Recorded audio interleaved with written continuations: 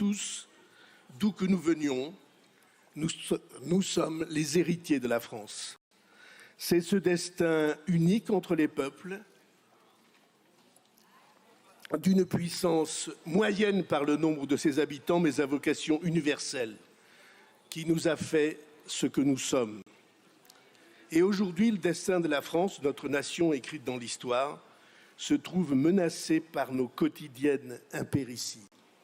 Pour une nation, la question de l'influence est vitale, la capacité à faire rayonner ses valeurs, nos valeurs françaises et universelles, partout menacées, les droits de l'homme et d'abord le droit des femmes, le droit au respect et à la liberté des femmes, le droit des enfants, le droit à la liberté et au respect de la vie privée, le droit à la libre opinion, à la libre conviction, le droit à la libre religion, à la libre philosophie, le droit à se former.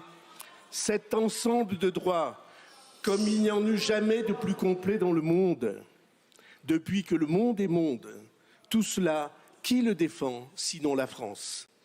Et comment la France peut-elle défendre cet ensemble de valeurs, lui donner sens en elle-même et par l'Union européenne, si elle s'avère faible, si elle a perdu sa crédibilité en perdant sa souveraineté?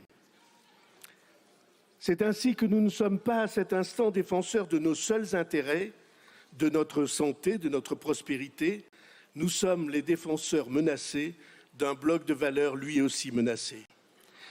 De notre capacité à l'indépendance et à la souveraineté dépend notre capacité d'influence. Du respect que la France impose aux autres dépend le respect qu'on portera à ses valeurs.